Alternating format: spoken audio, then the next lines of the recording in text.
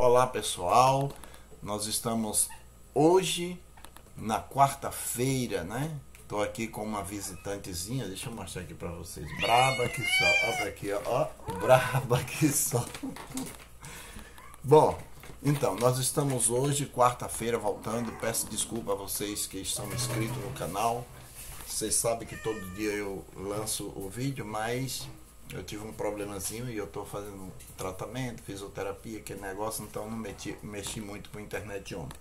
Muito bem, mas nós estamos aqui, você está no canal Samuel Buralho SB, né? SB, Samuel Buralho. Compartilhe esse vídeo, pessoal. Manda aí para os seus amigos se você está achando interessante. E esse vídeo, o estudo de hoje, né, nós vamos fazer essa reflexão, nós vamos dar continuidade no capítulo 7, onde você viu da onde surgirá o selo de Deus. Eu quero que você lembre de uma coisa, olha, biblicamente, houve 3 decretos contra o povo de Deus. Ela tá braba aqui, tá rosnando aqui que só. Muito bem. Houve 3 decretos contra o povo de Deus. Houve um decreto contra Daniel, houve um decreto contra Sadraque, Mesaque e Abednego, e houve um decreto contra Mardoqueu. E todos os decretos de morte estavam relacionados com a lei de Deus.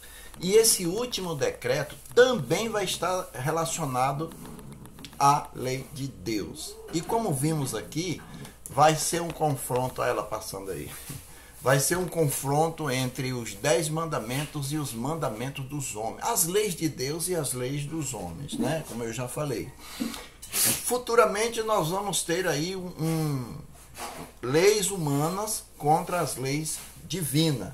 Mas agora eu quero ver o número daquelas pessoas que foram seladas, né? Você viu que Deus disse para não destruir os céus nem a terra até selar as frontes dos servos de nosso Deus. Então, importante detalhe número 1. Essas pessoas já são servas de Deus. Essas pessoas já são servas de Deus. Então, já foram seladas pelo sangue, já foram seladas pelo Espírito. Falta ser selada pelo selo de Deus. E o selo de Deus em toda a Escritura é a lei de Deus, certo?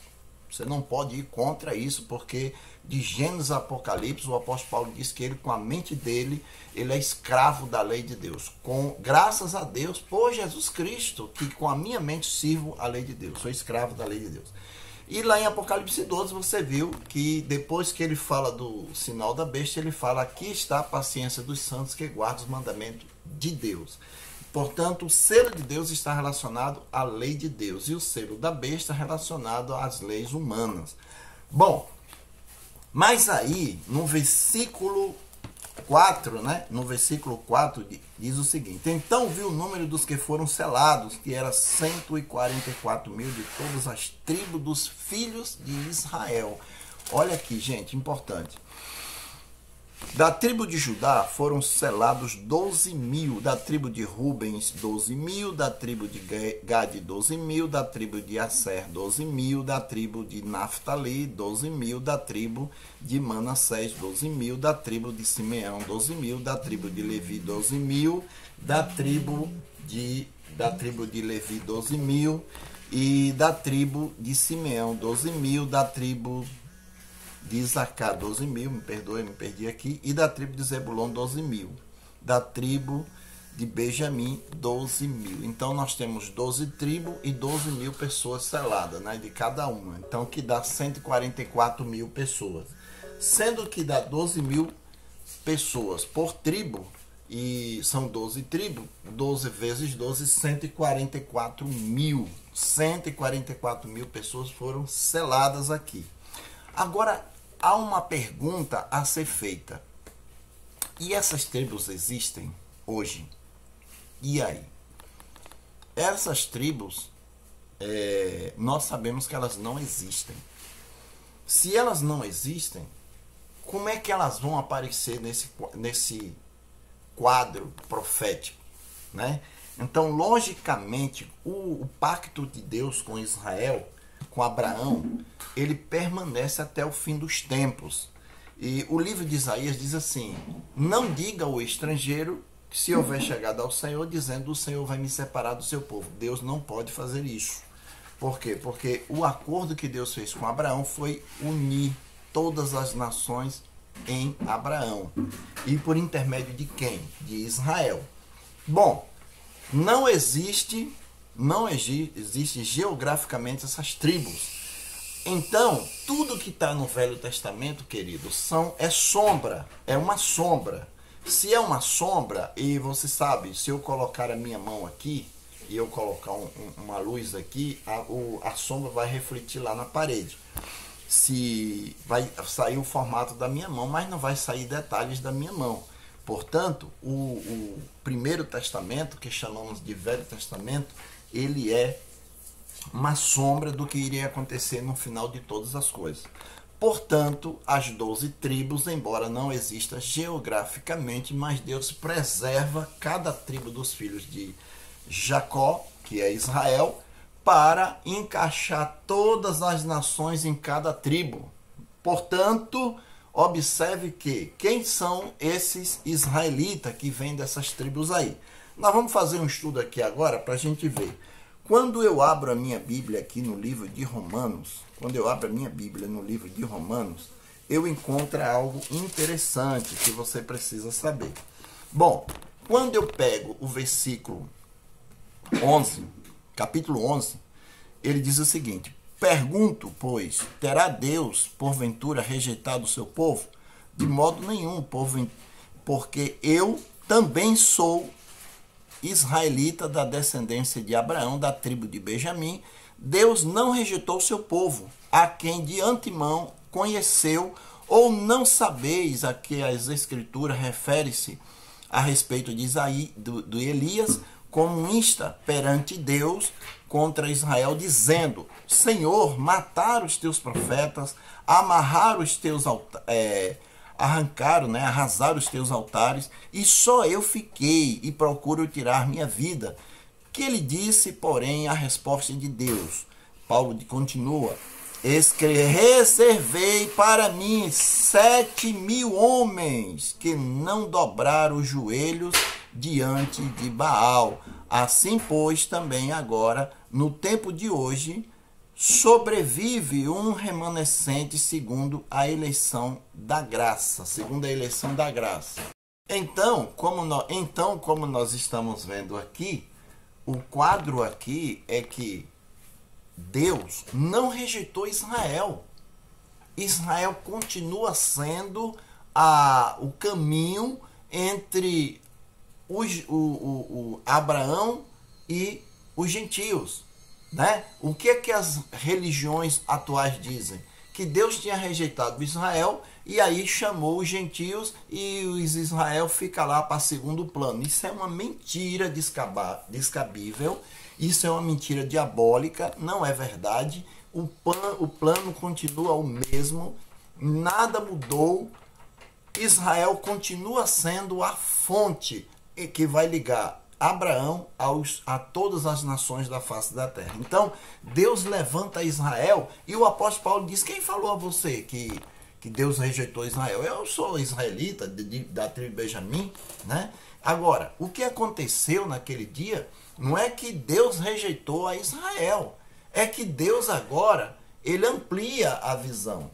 Como já tinha sido predito lá para Abraão: Abraão, você vai ser pai das nações. Então, depois que Cristo cumpre todo o seu ministério ali de ovelha, né, que ia ser sacrificado, ele agora diz assim: agora está na hora de cumprir a profecia que foi dado para Abraão, para ele ser pai das nações. E aí os discípulos, que são judeus, se espalham pelo mundo evangelizando. Bom, então, nós vamos agora para o livro de Efésios, para vocês entenderem aqui por que das tribos de Israel é que vai sair os selados 12.000. No livro de Gálatas, né? No capítulo... Efésios, capítulo 2, né? Olha só qual é a mensagem que Deus tem para nós hoje. Gálatas 2, versículo 12, diz assim... Gálatas 2:12. Porque Portanto, lembrai-vos de que outrora, vós gentil na carne, chamados de incircunciso por aqueles que se intitulam circuncisos na carne, por mãos humanas, né? Ele está dizendo que nós, os gentios, gentio de nascimento, nós éramos chamados pelos judeus que nasceram em Israel de incircuncisos. Ele diz assim, nessa época, antes de Cristo entrar na sua vida, ele diz aqui, estava sem Cristo, separado da comunidade de Israel, estranho às alianças da promessa, não tendo esperança sem Deus no mundo. Mas agora em Cristo Jesus, vós que estavas longe, fostes aproximados pelo sangue de Cristo. Amém, glória a Deus. Olha aqui, a situação gentílica era que nós estávamos sem Deus, sem esperança, sem promessa, sem aliança, longe de Israel, né? Longe de Israel. Mas em Cristo nós nos aproximamos de Israel, de Deus, da promessa, das alianças e etc. No livro de Romanos, voltando ainda para o livro de Romanos, veja só o que é que o livro de Romanos tem a nos dizer, né? Romanos, o apóstolo Paulo tem algo a nos dizer. Vamos ver o que é que o apóstolo Paulo diz no capítulo 15. No capítulo 15, o versículo 18, Paulo diz o seguinte, porque não ousareis discorrer sobre coisa alguma, senão sobre aqueles que Cristo fez por meu intermédio, para conduzir os gentios à obediência por palavra e por obra. Então aqui está dizendo que Cristo usou Paulo para trazer os gentios à obediência por palavra e por obra. Obediência a quê? Né? O que já existia. E o versículo 27, ele diz, por isto lhe pareceu bem e mesmo não são devedores. Olha, por isso pareceu bem e mesmo lhes são devedores, porque se os gentios têm sido participantes dos valores espirituais de Israel, dos judeus, deve também servi-lo com deveres materiais, né? Com bens materiais. Então, o que é que o apóstolo Paulo está dizendo aqui? Que os gentios, nós estrangeiros, nós passamos a usufruir dos valores espirituais dos judeus. Então, sendo assim, aí Paulo diz, eles também têm que contribuir com valores, né? Então, muito bem. Então, Paulo está deixando bem claro aqui que os gentios, eles passaram a usufruir dos valores espirituais dos judeus. Olha que coisa interessante, né? No livro de Gálatas agora, livro de Gálatas, no capítulo 3, Gálatas 3, ele diz o seguinte, 3 do versículo 7, sabei, pois, que os da fé é que são filhos de Abraão. Ei, peraí, o que ele está dizendo? Quem é os filhos de Abraão? É os que nasceu da carne? Não, é os da fé, são filhos de Abraão, né? Aí ele diz, ora, tendo a escritura previsto que que Deus justificaria pela fé os gentios, pronunciou o evangelho a Abraão, né? Que coisa linda. Virando a folha aqui no versículo 26, ele diz assim, pois todos vós sois filhos de Deus mediante a fé em Cristo Jesus, porque todos quantos fostes batizados em Jesus Cristo, vós vos revestistes, de sorte que não pode mais haver separação de grego, judeu, homem, mulher, não. Se sois de Cristo, também sois descendência, filho de Abraão, herdeiro da promessa de Deus. Agora, para finalizarmos aqui essa parte, vamos ver o que é que diz aqui. Vamos ver o que é que diz aqui o livro de Pedro, né? O apóstolo Pedro, vamos ver o apóstolo Pedro, capítulo 1, Pedro, capítulo 1, o versículo 2, 1 Pedro 2, de 9 a 10. Veja só o que é que Pedro tem aqui a dizer para a gente. Olha que coisa. Vós, porém, sois raça eleita, sacerdócio real, nação santa, povo de propriedade exclusiva de Deus, a fim de proclamar a virtude daquele que vos chamou das trevas para a sua maravilhosa luz. Vós, sim, que antes, vocês gentios, que antes não era nem povo, mas agora sois povo de Deus, que não tinhais alcançado misericórdia, mas agora alcançaste misericórdia. Então, o apóstolo Pedro fecha aqui dizendo o seguinte, ó, quer saber de uma, vocês gentios? Nem povo vocês eram. Vocês não eram ninguém. Longe de Deus, longe da promessa, longe de Israel, longe das virtudes de Israel, e nem povo vocês eram, quer saber de uma. Não tinha misericórdia da parte de Deus. Mas agora, na pessoa de Cristo Jesus, vocês receberam graça, misericórdia, promessa, passou a ser um israelita, né? Passou a ser da nação de Israel. Portanto, queridos e amados, quando a Bíblia apresenta que os 144 mil vai sair 12 mil de cada tribo, essas tribos não são tribos literais, mas são tribos espirituais. Portanto, elas podem ser compostas por judeus e por gentios que se converteram à mensagem de Deus passado para todos os profetas e apóstolos.